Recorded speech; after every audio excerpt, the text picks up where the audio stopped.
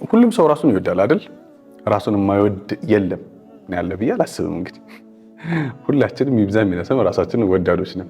በነገራችን ላይ ቁርአንም ከዚህ የተለየ አይደለም ያለው ሐሳብ። ራሳችሁን ውደዱ።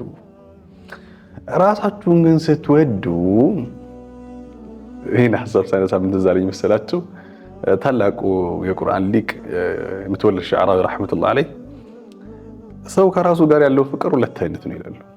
አንደኛው ሑቡን አሕመቃል የሞኝ የጅል ፍቅር አለ። ሁል ጊዜ ራሱን እየጠቀመ የሚየመሰለው የሚጎዳት ማለት ነው። ራሱን እንደው አሪፍ ቦታ ላይ ያስገኘው እያለ የሚሸነግል ነገር ግን ዱንያ አኺራውን የሚያበላሽ ነገርን የሚሰራ ማለት ነው። የሚፈልገውን ነገር ሁሉ ያደርጋል፣ ነገር ግን ሂሳብ የማይሰራ ማለት ነው። አሕመቃል። ለኛው ደግሞ ሑቡን አዕመቅ ጥልቅ የሆነ ፍቅር ደግሞ ለራሱ ያለዋል። ይህ ሁሉ ጊዜ ማንኛውንም ነገር ወደ ራሱ ሲያመጣ ቀድሞ ሂሳብ የሚሰራ ማለት ነው። ቀድሞ ግራ ቀኙን የሚያይ ማለት ነው። ላይታችሁን የሚመለከት ኦኬ፣ በአራቱም ማዕዘን ነገሮችን አይቶ ውሳኔን የሚወስድ ማለት ነው።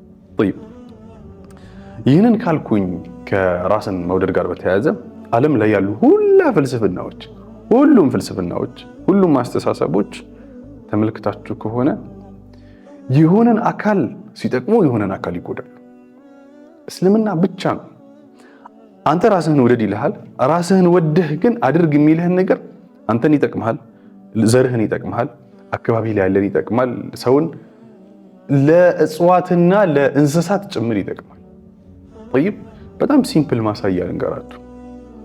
ለምሳሌ ዓለም ላይ መሪ ይባሉ የነበሩ አስተሳሰቦች ቅርብ ጊዜ ስቲል ነው ማለት ነው ሶሻሊዝም እና ካፒታሊዝም ናቸው አይደለ? ሶሻሊዝምን አይታችሁት ከሆነ ግለሰብን ጨቁኖ ለማህበረሰብ ያደላል። ኦኬ፣ ኮሚኒስት የሆነ ፍልስፍና ነው። በቃ ኮሚኒቲ ይጠቀም፣ ግለሰብ ግን መብቱን ብዙ ነገሩን ሊተው ይችላል ለዚህ ሲባል። ኦኬ፣ በዚህ በኩል ደግሞ ያለውን ስንመለከተው ካፒታሊዝምን ወይም ሊበራሊዝምን ምንድነው ማህበረሰብን እንደሸክም ነው የሚያየው። እስከ ጥግ ድረስ ነው ግለሰብ መጠቀም ያለበት። ምን አገባ ህጎቹን ሁሉ ነገሮችን ብትመለከቷቸው ለዛ ነው ዲዛይን የተደረገው።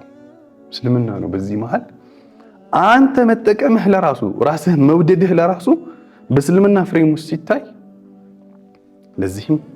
ለዚህም ለሁሉም የሚጠቅም ሆኖ እናገኘዋለን። ለዚህ አልሐምዱሊላህ አላ ኒዕመቲል ኢስላም እንበል። አልሐምዱሊላህ አንዳንድ ያለንበትን ጸጋ ልኩን ስለማናውቀው። ሰላም አለይኩም ወራህመቱላሂ ወበረካቱሁ።